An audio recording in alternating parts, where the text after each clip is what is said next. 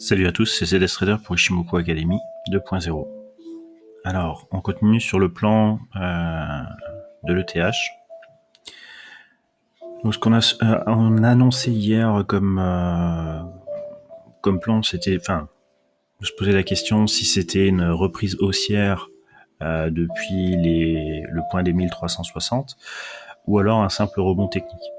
Donc, tant qu'on restait dans cette zone qui était encadrée par ces deux flèches ici, eh bien, et notamment dans la zone de prix ici, pour nous c'était un simple rebond technique.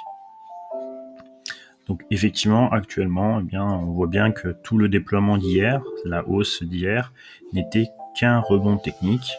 On est revenu bien chercher la zone indiquée et ensuite ça s'est suivi un retracement.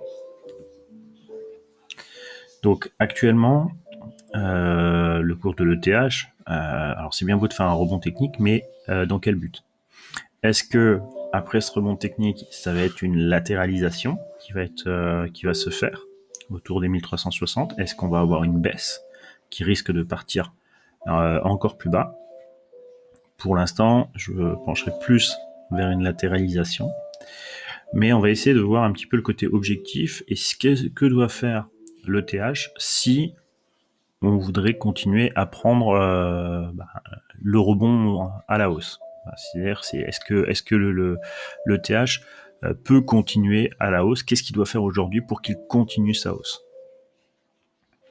Donc, on a vu pour vraiment chez IA2, Osoda, la rupture de vague de pointe, c'est quelque chose qui va être important à dépasser pour être garant d'une continuation haussière. Donc on va observer ce mouvement et donc il va falloir rester à l'intérieur de ces deux lignes de force pour continuer un mouvement haussier et notamment suivre non pas cette ligne noire comme actuelle. Pourquoi? Parce que cette ligne noire n'apporterait pas forcément une cassure de la limite de rupture de vague de pointe. Ce qui veut dire qu'on pourrait continuer à monter pour après retracer dans une latéralisation.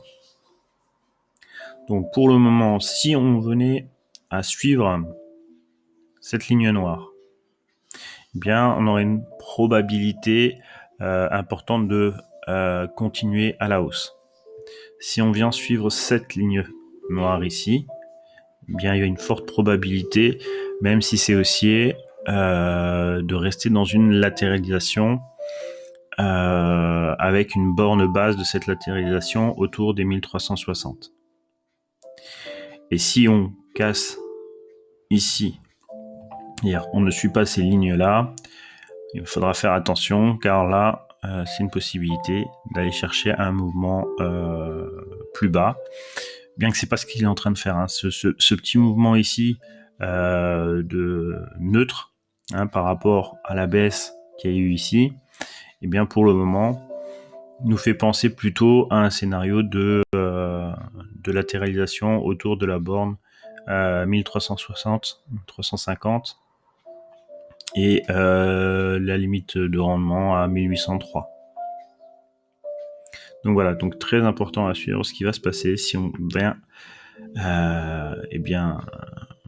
partir un peu plus fortement à la baisse sans suivre cette ligne noire, sans au moins tester la limite de vague de pointe. Ce sera un petit peu plus compliqué pour l'ETH. Donc là, il faut rester en surveillance. Donc on voit bien que ce n'était qu'un rebond technique. Maintenant, c'est dans quel but ce rebond technique a eu lieu? Est-ce que c'est pour une reprise à la baisse? Dans quel cas, vous ne suivrez pas ce mouvement noir. Si maintenant, c'est pour une reprise à la hausse, eh bien, il faut suivre à minima ce mouvement noir et on préférera le mouvement avec cette ligne-là. Donc il nous faut de l'impulsion, il nous faut, pour le moment on est en retard par rapport à cette ligne. D'accord, on devrait pour l'heure être plutôt vers 1686 pour commencer à estimer. Il faut absolument casser ici cette limite des 1712 qui représente le plus haut d'hier. Donc voilà le plan à suivre sur le court terme pour avoir une notion un peu plus précise de la suite du mouvement. Allez, je vous dis à plus tard. Salut.